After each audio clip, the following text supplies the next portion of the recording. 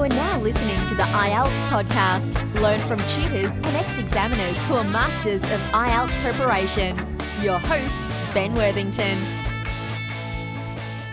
Speak clearly and be understood for the IELTS speaking test. Hello there, IELTS students.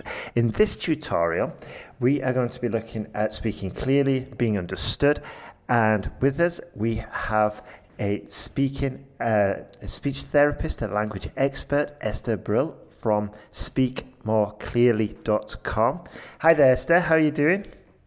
Great, Ben. Great to be here. Thank you. Yep. Awesome. Good. Yeah. Well, as you probably know, Esther's been on this show a few times, but just for those who haven't heard your voice before, could you tell us how you got into teaching speaking and like how it all progressed? Because now you've fully grown into like online courses and one-to-one service. Is that right? Yes.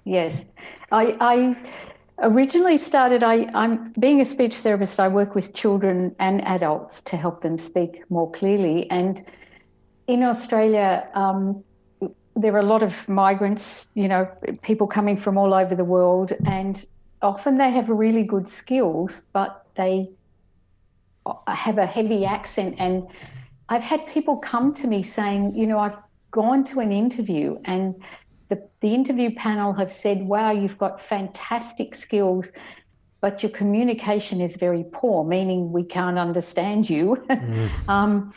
And you need, go away and deal with that and then come back and we'll have a look again, and this is very frustrating for people. So I started some groups going and people would come to the clinic, and then after a while, more and more people wanted the service. So I developed some courses. We have a British accent course, Australian accent course, and an American accent course. So they're pronunciation courses, and people can use them to either neutralize their accent or get one of those accents or just speak more clearly. It's up to people.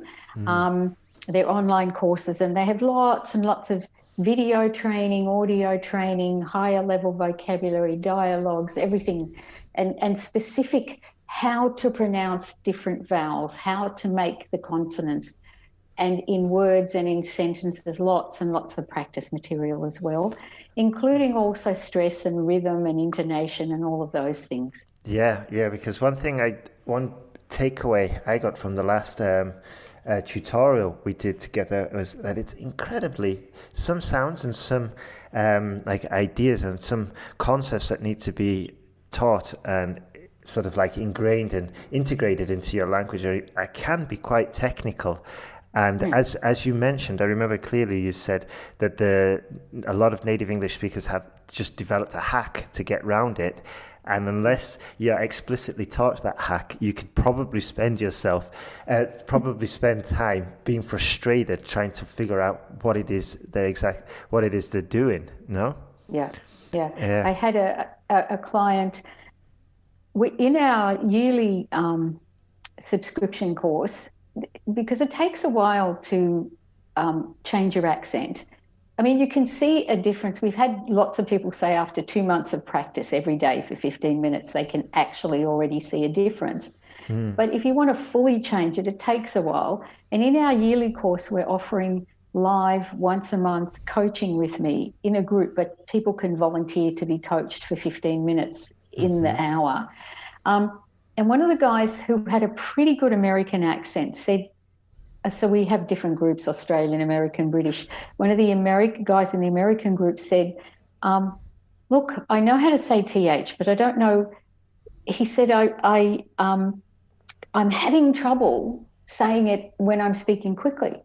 And I had to teach him a hack that we do, which is when you're first learning it, you have to stick your tongue out and keep it there long enough. Yeah. But afterwards, when you're speaking quickly, it's almost as if you just put your tongue just behind the back of the front top teeth in the middle there and do it there, but you still have to let enough air out and move on, especially if there's a consonant. Yeah. at the beginning of the next word or whatever. Yeah. So yes, there are different hacks that, but for the most part, you can really become much clearer just with the usual standard American, Australian, British sort of pronunciation training. Yeah. It's funny you should mention the TH sounds, because I've got a friend from Montreal, and when I'm listening, I mean, I think he's made like one grammar mistake in the entire time I've been listening. Well, we've been talking, but all his TH sounds are pronounced with a D. So it's like, I got that course, and he does it all the time, and it's really. But I don't know if it's actually. Yeah, I should send him to one of your courses actually, but that might be. I don't think a Canadian would take kindly to that. No, probably. Unless he's a French Canadian, maybe that's why he does it. I don't know. I think that would probably be the case, but it's okay. So let's move on. So we're going to have a look at seven tips to improve, to speak clearly and be understood for the test. Yeah. Okay. So the first one is breath control. So because a lot of people actually, a lot of the students find that they run out of breath because they don't breathe and pause enough, because English just runs on and on and on and on. Yeah. Mm-hmm. And especially if you have a whole lot of linking or long words in a sentence, you have to have enough breath to get to the end of it, or to where the comma is or the pause is, and you can't breathe in between words like you can more in different languages that are syllable timed, where the rhythm is more da da da da. Mm-hmm. So breath control is important. So you might have to make sure you have enough air to get to the end of the sentence. And I'm going to talk to people about how to take in enough air in one sec, but I'm just want to say why it's important, and especially if people are presenting or chairing a meeting or giving a talk or having an IELTS test, speaking test. So it's you need your breath control to make sure you have enough air to get to the end of the sentence. You need it to stress words in sentences to sound fluent. You need it to relax, especially in an IELTS speaking test. So if you breathe deeply, you relax your vocal cords. So you can, and your neck and your throat and your mouth aren't as tight. So you're not as high pitched, which is a nicer resonance in a way. And if you're more relaxed, you're able to get to the sounds better. It's the same as anything. If we're holding our tennis racket really tight, it's harder to do the movement properly, So the idea is, if people put their hand on their abdomen, which is where their belly button is, okay, and if they take a breath in through their nose and breathe into the stomach to the abdomen, so that they can either sit or stand and do this, so that the abdomen, the stomach goes out a little bit. And if they put their hand on where the belly button is, then they can feel it. So they breathe in. Now, shoulders are not going to go up. It's breathing into the stomach, it's sort of diaphragmatic breathing, into where the belly button is. And then as you speak, what's happening is the air is going out of that area as I'm speaking now. And then I take another quick breath in because I've run out of air. It's through my mouth, like that. I'm overdoing the sound. Into the belly button area again, into the abdomen area. And as you speak, your hand should come back towards your spine because you're releasing the air from there and up and into the lungs. Now, it's important to notice that for stressing words in sentences or stressing syllables as well. So if people put their hand on their abdomen where their belly button is, and they go, and they do it loud, sorry, I didn't mean to do that in your ears, but if they just, they'll notice that there's a push. Their abdomen pushes and that pushes the air up into the lungs and pushes it out. So when we stress a word, when we elongate a vowel, that's what we're doing. We're pushing the air up to actually cause the emphasis or the stress. Excellent. Yeah, I was doing it, all the exercises while you were explaining them. And it's, I remember I did a speaking course years ago, and it was basically like to improve the projection of your voice. You do similar things, because a lot of us, we talk like from the nasal area. I know I do. But a lot of us do. Yeah, and this exercise, it brings it, it's like a deeper breathing. It's and it basically filling up your lungs with air, and then integrating all of that oxygen, all of that air into your speech, rather than just pushing it all out from a nasal level. Is that right? Yeah, or a chest level. Yeah, because most of us, when we're young, we naturally breathe from the stomach. If you look at a baby or an infant, a young child, then they're breathing naturally from that area, from the abdomen. It goes, you breathe into the abdomen, then you breathe out, the air goes out through the lungs. It's not like you're not doing something with your lungs. You breathe in from the abdomen, and then it comes into your lungs, and then it goes out. That is... often when people say breathe in deeply, people lift their shoulders and breathe from their chest. So it's getting more air in, and it actually, it's great for your health also. Totally. Yeah. I was reading a book a while back about breathing through the nose and breathing deeply, and you'll get all these benefits. But also, just going back to IELTS, these deep breathing technique, as Esther said, it's not only going to improve the delivery of your speech, but you're also going to feel a bit more of a relaxing effect, because it, as Esther said, it's diaphragmatic breathing, which does bring a little bit of calmness into your physiology, and this will also help, because feeling a bit more calmer, you're going to be able to organize your thoughts better, and there's just a whole ton of benefits from integrating this technique into your speech. So that's an excellent point there, Esther. And if people don't know how to do it at first, they just breathe into the belly, put their hand on their stomach. They can lie down, and that might be easier because they can feel it better.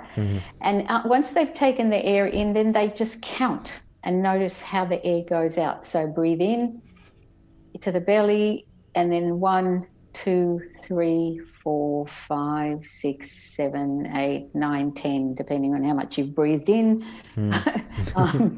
And that allows you to see how to let the air go out while you're talking, because some people sort of can't coordinate it. Anyway, that's just an extra piece there. Super. What else could a student do? So resonance is important too. Like you were saying, some people are more nasal and talk a bit more like that than others. It doesn't matter. But in English, most of our sounds are resonated in the mouth, around underneath the eye and around the cheeks there, and forward and out. Okay? So we do have a voice course, which is not an accent reduction. It's for anybody.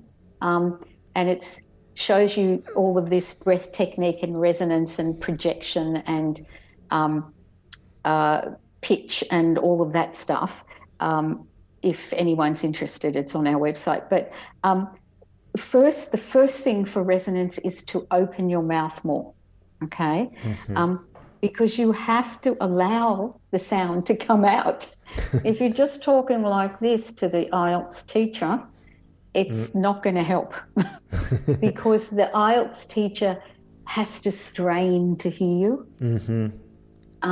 So opening your mouth. Now, the other thing with resonance is you don't push, but you imagine and you send the sound out. Let's say towards your top front teeth. Okay, let's have a focal point. So if I say, I'm just doing it at the back of my throat. If I say, I'm opening my mouth more, and imagining and sending, but not pushing. You don't want to hurt your throat. Sending the sound out towards the speaker. Does that make sense? Absolutely, yeah, absolutely. Yeah. I've taught a similar technique of sort of like imagining the words, seeing the words or visualizing the words going over to the speaker. And I think it sounds similar to what you're saying. Definitely. And even just that mental action makes a difference. Absolutely. Because you're directing it, your physiology will follow that mental action, as it were. Yeah. Totally agree. Great tip.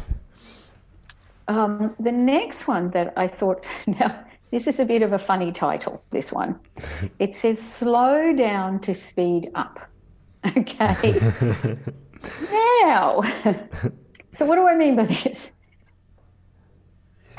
When people are learning to speak English clearly, they still use their own speech rate, and they don't take time to land on the main vowels in a word long enough. And what happens is everything gets shortened, and so the listener goes, hang on, what was that? And especially if you shorten a vowel. Vowels, if you fiddle with a consonant, okay, people can understand you. But if you shorten a vowel, it often changes the meaning of the word, and then nobody knows what you're talking about. But what do I mean by slowing down to speed up? So if I speak, I'm speaking fairly quickly at the moment, but I said fairly. I stretched the air out. So I slowed down even though I'm speaking quickly, but I slowed down on certain vowels. So if I say that sentence again, even though I'm speaking fairly quickly, so even the E was lengthened slightly, fairly the air was lengthened, and the it in quickly I lengthen slightly. Even though it's a short vowel, you can lengthen it slightly. Right. So it's this trick of going, okay, because what people do is they learn the vowel and then they speed up back to the normal speech rate, which they need to do eventually. We're not too quick. Okay, English isn't such a quick language. Well, it is. Anyway, when you're in an exam, it isn't. They then shorten the vowel again. No, you're slowing down on the particular stressed vowels, right? Even though you're speaking quickly. And it's a real trick to do because so you land on the vowel and you hold it a nanosecond longer. That's what I mean. Right. Yeah? So I'll give you an example. So first of all, every single syllable word, the vowel is stressed. So if you only have one vowel in the word, the vowel is stressed. Yeah? Right. Words of longer multisyllabic words, I'll give you an example. In the word accountant, the cown, the owl is the stressed, lengthened vowel. Right. Now, I can say that word quickly, but while I'm saying it quickly, I will still hold the ow on for a nanosecond longer, like I'm pulling out an elastic band a little bit. Right. Yeah? Okay. So accountant, but you can still hear the cown, the ow is held longer. I'm not saying accountant. Okay. I'm making the ow long. Yeah? Right. So even though I'm speeding up, I'm slowing a part of the word down, which is the stressed vowel, and it still has to have its value. You can't shorten it. Right. So if I do, sorry, go on. Yeah. Just to get it clear. So we are speaking that little bit faster. However, certain vowel sounds will not get shortened, even though we might be speaking overall faster. We're not going to shorten those vowel sounds because they're much more important to the overall delivery. Is that right? Am I understanding it correctly? Yes, brilliant. Thank you. Much better said. I put it in layman's terms. Yeah, thank you. That was great. All right. That was really good. Yeah. So that's, and it's, even though it's a fairly technical thing, it's actually, when you learn stress and rhythm of English, you learn that you have to say the ow longer, but often people then don't make it long enough when they speed up again. Yeah. I see. So it kind of like, they learn it once, then it goes by the by. They forget about it, and got it. I got you. And it's really important for those people who, I know we're talking about IELTS, but I'm just going to say a quick thing on the side. For those people who are tired of people saying, "Where are you from?" That's one of the things that happens. They then speed up and they shorten the stressed vowel, and then people immediately go, "Where are you from?" Right. Yeah. But it's also important in the IELTS test, obviously, because people want to get a higher score. So don't rush the bits that have to be stressed. Yeah, and this emphasized. This is a really important point, because there will be phrases in English, like you just said, the answers to where are you from, you'll get that more often, and it'll start to become automatic. And I remember going to language exchanges, and I would always get the question, "Where are you from?" And I'd say, "I'm from Manchester, da, da, da." And because you get used to saying the phrase so many times, it becomes faster.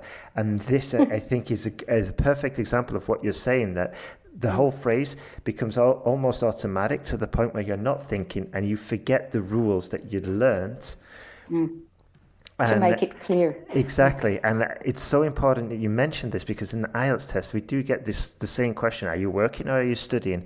And if you've got these preconditioned answers just from answering the question so many times, hopefully from not doing so many IELTS tests, but from just saying giving the same answer to just throughout your life, it's important to still put attention into that sentence and deliver it like it's the first time. And also, as like you're excited to be there, you do not want to fall into this automatic, just rote repetition of just saying it. Put some effort into it. And as Esther's saying, remember just to emphasize not to emphasize, just to not shorten the vowels. Yes. Yeah. Beautiful. And if they're not sure of which vowel is the one that has to be lengthened in a word of more than one syllable, they can look it up in the dictionary, and the syllable that has the little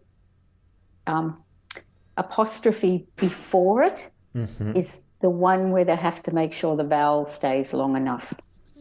Gotcha. If that makes sense. Yeah. All right. But that's the stressed syllable. So they go, "Oh, that one I have to make the vowel very clear." Yeah. Super. But yes, and you are right, that rote thing that we don't, and it's about the audience. Okay?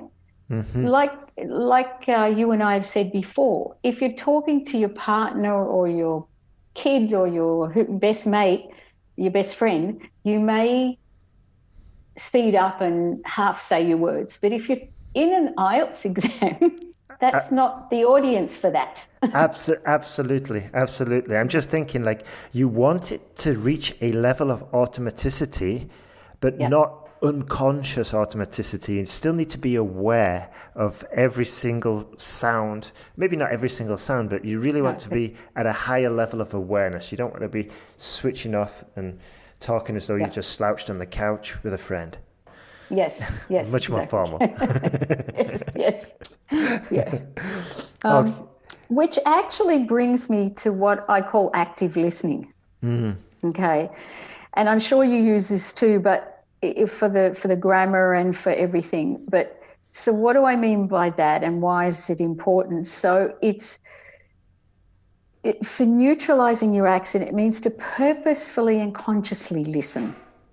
Okay, so it's not just a production thing, it's an auditory, a listening thing as well. And not only do you have to actively listen to others, but you have to actively listen to yourself.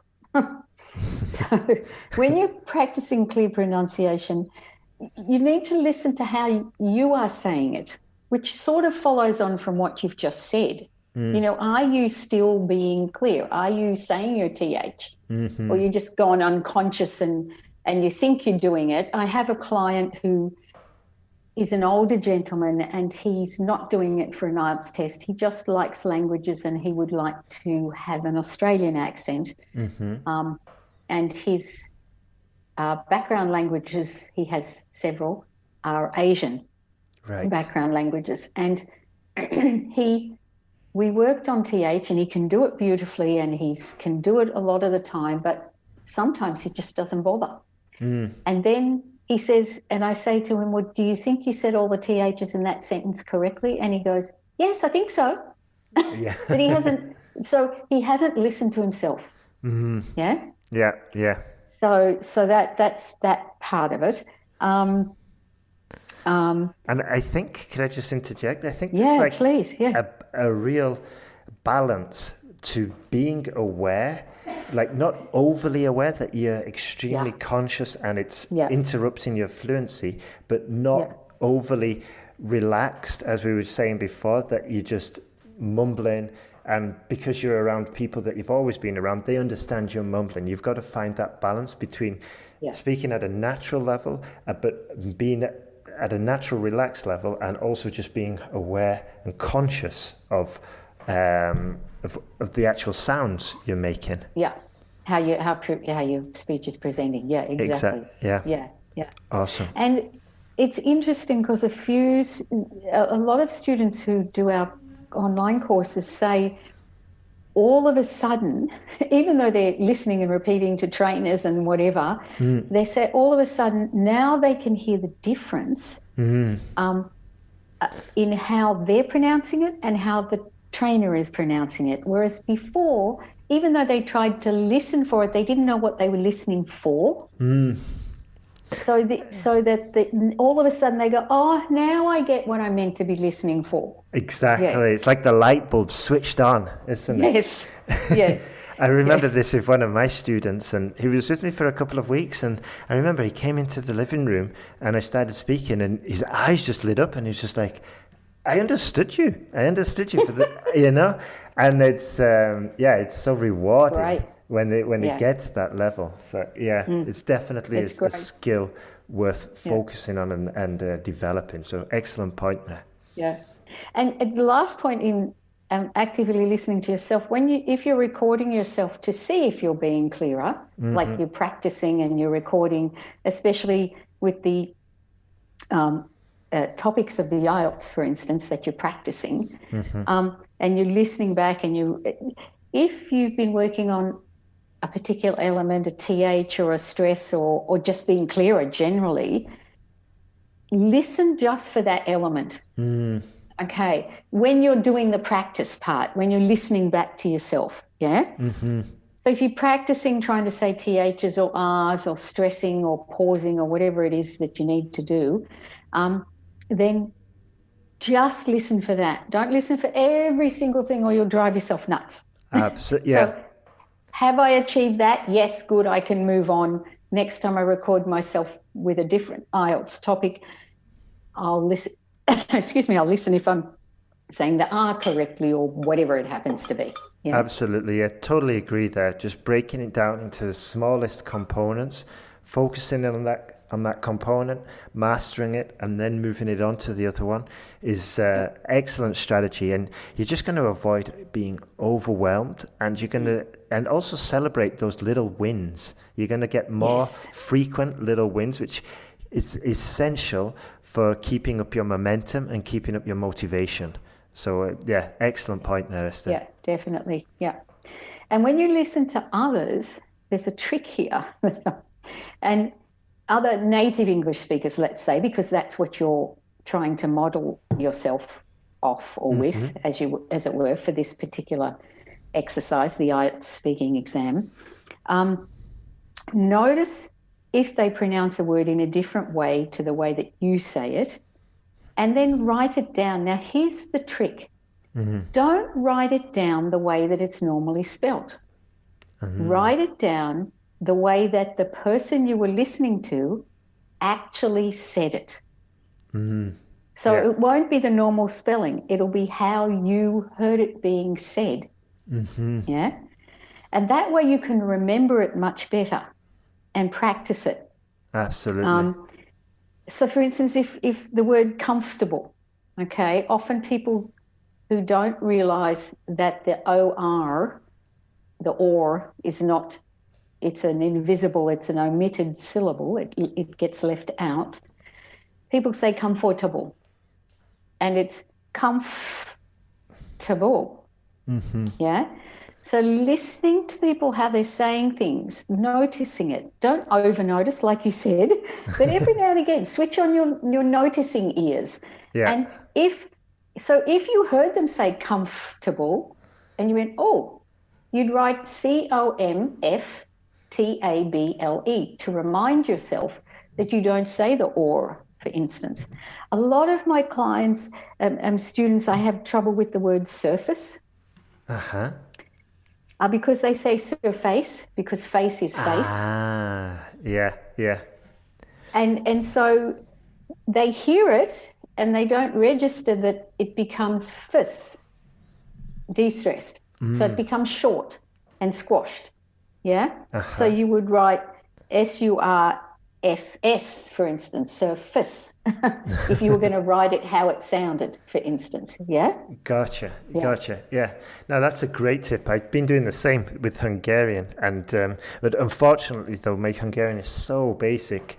I'm writing down as it sounds, but I've actually written down what I thought was one word is actually two words pushed together. But it's like early days. But I totally recommend that tip of just writing it down as you hear it, and you're 10 times more likely to repeat it the way once you see it, and you take a note of how it's actually pronounced. So great point there. All right. What's the next point? Number 5, if something is difficult to say. Yeah. So some people go, oh, I see how to do that now. And then they say it once and they expect it to be automatic afterwards, for instance. I would suggest the ones who really get a handle on it, they repeat it 10 times, 3 times a day. Okay. And I know it's a bit of an effort, but if you know what you have to say in the IELTS test, right? And most people who are going for a higher score already have pretty good English, right? So if they know what and they're practicing their topics and all of that, and there's a phrase in there or a technical term or whatever it is that it is, and they know that they have trouble getting their mouth around it, practice it, walk around the house. I'll tell you a story. My son, who lives in Taiwan, he is a translator, Chinese to English. And he got to the point where if you couldn't see his face, you didn't realize he wasn't a native Chinese speaker. Wow. And what did he do? When he lived here and he was starting out on his journey with Mandarin, he would have his headphones on, listening to the trainers in whatever the course was he was listening to. And he would walk around the house muttering to himself all day, when he was at home. Mata, mata, mata, mata in Mandarin. But the beauty of that was his mouth was learning how to make it really easy, so it would roll off the tongue just really easily, right? Which is what you want to have happen in an IELTS test, because you don't want to have to be thinking of how you're saying it so much. You know what I mean? Absolutely, yeah. I say that I give the very similar instructions. Like, for example, there's usually the question of like, where are you from, or are you working, or are you a student? This is the perfect opportunity to get a whole phrase of like, well, I'm a student and I'm in my second year, and you can, I wouldn't say memorize it, but you could get so familiar with it that you can just relax when you're saying it and be confident that it's coming out correctly. And that sets you off to a great start for your test. So, and it's all about confidence, you're right. You know, whether it's just all about confidence as well. Yeah. But you have to have the technica, the actual sounds as well. Yeah. Exactly. So for instance, if people want to do linking and the sentence is, I like art that is easy to put on any wall, for instance, because you know how some of the questions are about what do you think about art or whatever, Yeah. So if you want to sound more flowing, you can do it like that. I like art that is easy to put on any wall. But that's a little bit choppy. If you want it to sound flowing, you have to use linking. So like cart joins together. That is joins together. Put on any all joins together. So if a word ends in a consonant and the next one begins with a vowel, you link it. That's how you sound more flowing in English. So people find that tricky because it becomes almost like this long multisyllabic word. Yeah. So repeat it 10 times. I have a lady in Hong Kong. She said, I walk around the house repeating it 10 times and I've got it now. I like art. That is easy to put on any wall and you link it all together. Yeah. I cut up a Hungarian pop song and I just put it into like 3 words, chopped it up into like chunks of 5 seconds of 3 words. And it's just, now it's like 20 minutes and every 3 words is repeated about 20 times. And honestly, if I play it to a Hungarian, it's like a torture for them. It's just over and over and over again. But it's that I want to memorize these phrases. And if I memorize it like this, it's going to be exactly like you said, with this connected speech. And just one last thing before we move on to the next point, that this connected speech is one of the reasons why English just sounds like a block of sound for lower level listeners. And once you can, I think once you start incorporating or become aware of this connected speech, it opens basically the keys for understanding and connected speech when you hear it, because now you've got an idea of what is going on. So excellent point there. Okay, what's the next? You can use it for, hang on, can I just say you can use it for grammar as well? Like if you're leaving the S off the present continuous verbs, eat, eats, you can use it, this idea of doing it over and over and over, walk around like that, or ED or whatever it is, okay, the next one is, this is something you referred to recently, which was the mental action for clear speech. So it does take courage. You have to wear it. You have to step into it. Yeah. I have to do this with my American people that I coach. It's not my accent, obviously. I have an Australian accent. And I have to step into it and wear it and put it on and just do it. And it's the same if I do a standard British accent, because the vowels are slightly different, they're more resonated, et cetera, et cetera. And I know it feels, but I have some students who go, I can do it when I'm at home. You have to be brave. If you do want to be clearer, if you do want to neutralize your accent, you literally have to it's almost like taking a character on until it feels comfortable. Excellent analogy. Yeah, excellent analogy.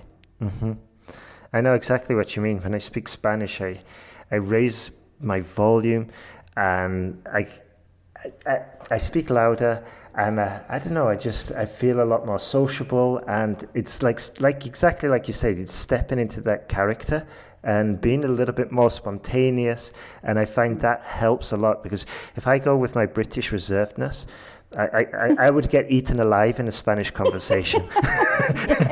It's got to be much more spontaneous and much more rowdy, much more natural, much more flowing, Yeah, you wouldn't get a word in edgewise. Exactly. Yeah. No, I like this idea. I never really thought about it until you just mentioned it. So good point.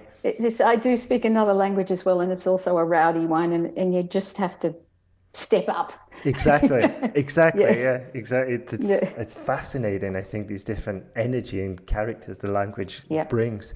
And for the last point, could you step into your American accent and be the American American Esther? One of my best, but yeah. Okay, I'll do a few sentences. Okay. Okay, super. Okay, so the last one is, when you practice answers to possible questions for IELTS speaking topics. Okay. Wow, that's awesome. Well done.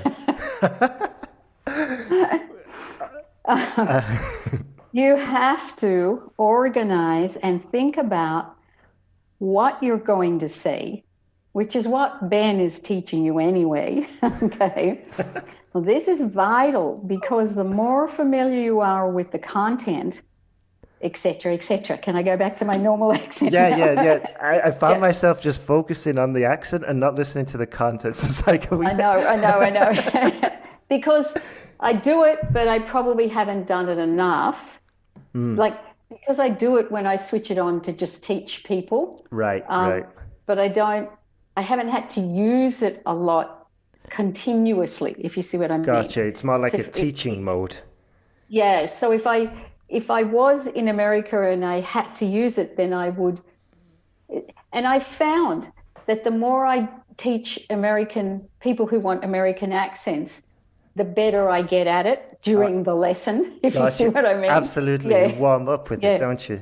Yeah. Uh-huh. Which is the same for the students, the IELTS students, you know. Mm-hmm. You warm up with it. You feel like you're getting better at it and more confident. Yeah. Mm-hmm. Yeah. Gotcha. So the point I was trying to make was that when you're working on the topics for the IELTS exam, as a speaking exam, you do have to organize your thinking. You do have to practice it. It's the same in your own language. If you were going to give a talk on a topic, you would write it out, you would organize it, and then you would practice it over and over. And the more you practiced it, the more you would find that you were at ease with the topic. You knew what you wanted to say, and therefore you then relaxed and you could move your mouth more. You could do all of those things and be clearer.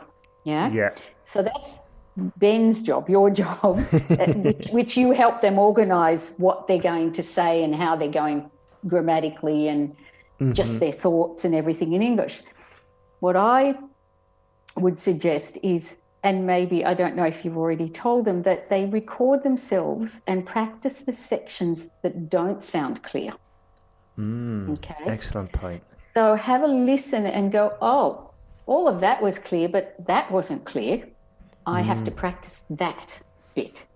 So you don't have, once you know what you're going to say and all of that, the first part, which is your part of teaching them how to do that, then when they're practicing it, record themselves, oh, hang on, I forgot to be clear there, or I didn't say TH, or I didn't, whatever it was, have a pause, or, you know. Yeah. And if you're not sure, because sometimes you can't hear it yourself, ask a friend to listen and then have them write the words or phrases down that weren't totally clear. Because I know that's an effort, but if people want a higher score in the IELTS, this is part of what they have to do. You know what I mean? Absolutely. Yeah. And go on, sorry. They need to practice at a sentence level. So once they've got the phrase or the word down pat, then they need to put it back in to their speech, their talk, their topic, and make sure that whatever's before and after it, they're still able to do it. Right.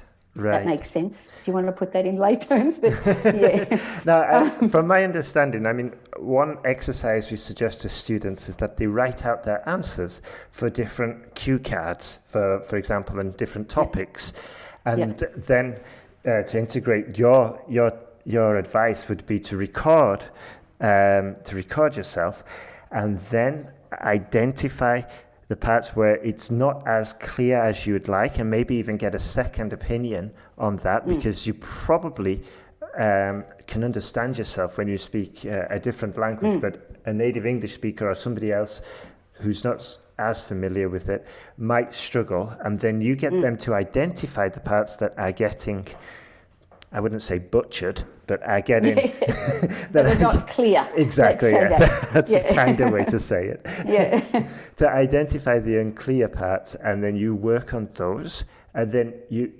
instead of working on it and just isolating it, you not only isolate it and work on it, but then you work on reintegrating it back into the entire speech or paragraph or a chunk of language that you're communicating. Is that right? Yeah. Super. Yeah. Excellent point there. All right. I think that's everything. So Yes. it was a fantastic tutorial there. Thank you, Esther. So if our students want to take it to the next level, I want to really get a hold of their speaking and improve their speaking, not only for the IELTS test, but for, as you said, for voice control or for accent neutralization or for even working on developing an American or British or Australian accent. How can they reach you?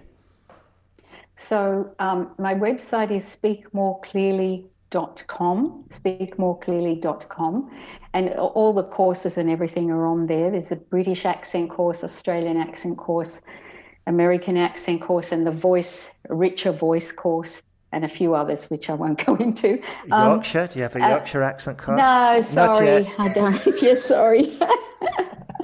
That's really surprising. I can't believe that.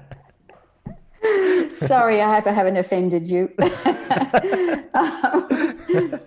But it's just fascinating. So they can reach us on speakmoreclearly.com, and we have different subscriptions depending on what suits people.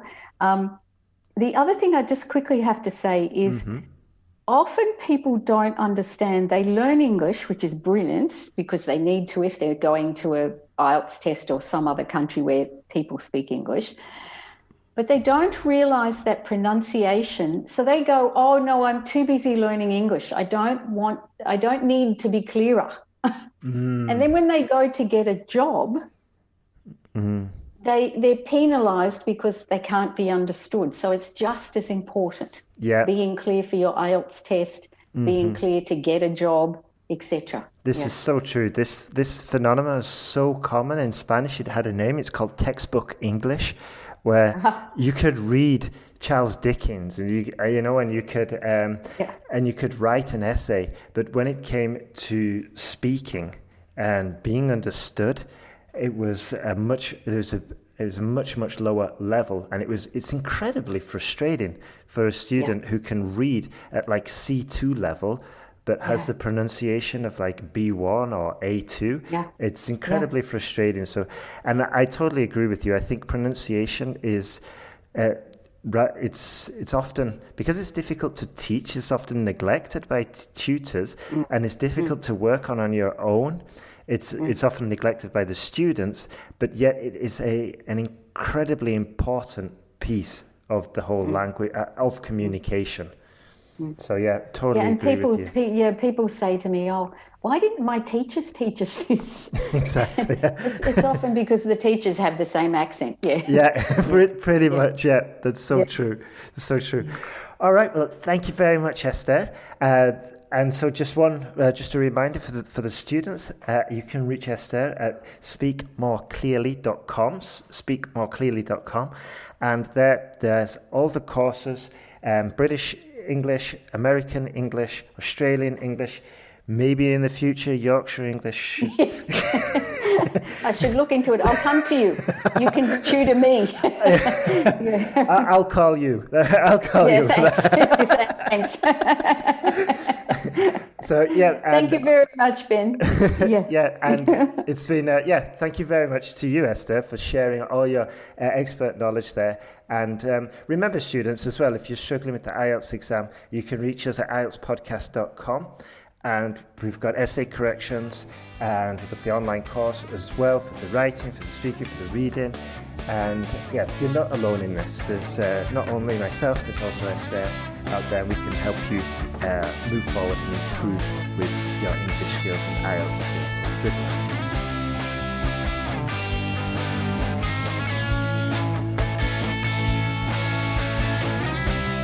Thanks for listening to IELTSPodcast.com.